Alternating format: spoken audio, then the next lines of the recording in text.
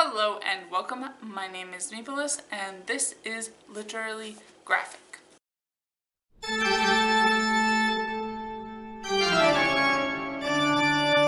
And today I'm going to be doing a short and sweet rant video wrapping up my rather negative feelings towards the rest of the Batgirl of Burnside run, still written by Cameron Stewart and Brendan Fletcher, art still mainly credited to Babs Tarr and Bengal, with 7+ people credited as other artists in Volume 2, with no breakdown of individual issues, so yeah. Not gonna really go into it. If I recall correctly, this series was just really jerked around all through the publishing process when I was actually reading the Gail Simone run to make sure that, I wasn't too up to date. So I'm not very surprised that there's so many contributors. These volumes collect issues 41 through 52 of Batgirl, DC Sneak Peek Batgirl number 1, Batgirl Annual number 3, and Batgirl Endgame number 1.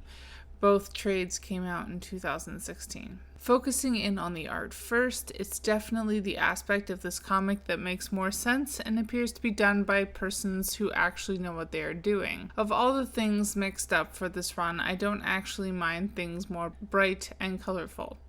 That said, I definitely noticed that the physical representation of all the female-identified characters definitely started slipping. Kind of a given, but one of the selling points of this Burnside soft reboot, if I recall correctly, was because the outfit was more practical and more empowering. This growing sexualization of female-identifying characters definitely started with non-Batgirl characters.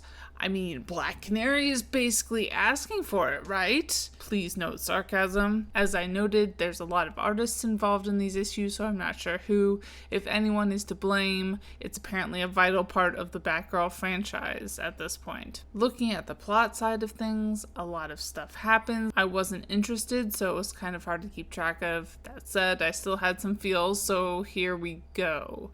I was very confused by the first plot of Volume 2 because it seemed to be referring back to the AI Babs, but it wasn't. It was a different villain. Then we dive straight into hipster RoboCop Batman cosplay Gordon Daddy, which was so bad.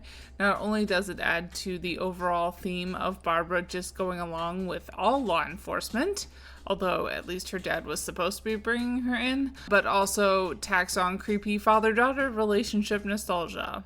Then a completely random person who may or may not be working for the government, she's like, let's team up randomly after just meeting you for the first time. New female superhero friend, because that's what was so awesome about the last run. Sorry though, I'm personally too dumb to really understand her backstory. Batwoman, Gotham Academy crossover, Tigers, then wedding, which I recall being a big deal. Although it becomes pretty clear that Cameron Stewart and or Brendan Fletcher doesn't actually want to write a wedding because then Dick Grayson shows up. Current black boyfriend immediately feels very threatened because boys and girls can't just talk.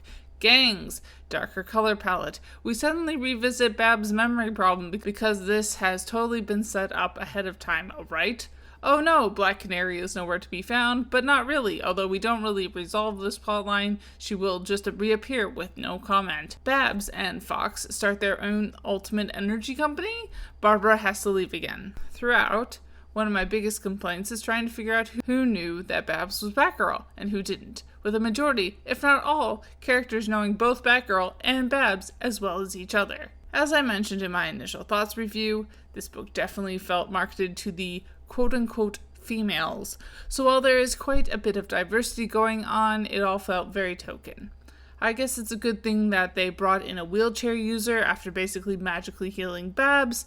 She even goes back and forth between using the wheelchair and not, which is perhaps the one point of representation nuance that appeared to work out well. Class is largely ignored. There's lots of people with at most barely a job, but still with oodles of money just to go around. So no obstacles in that direction. That's all. Otherwise, since I can't seem to stop thinking about it, I think I'll be revisiting Gail Simone's run on Batgirl. So much better, in my humble opinion. So stay tuned for that. In the meantime, bye y'all, keep reading, and resist fascism. and definitely don't collaborate with law enforcement unnecessarily. And as always, I would like to acknowledge that for the most part, all of my videos are filmed and produced on the traditional territory of the Mississaugas of the Credit, an Anishinaabe people, the Haudenosaunee Confederacy, and the Huron-Wendat Nation, land covered by the Dish with One Spoon Wampum Belt Covenant.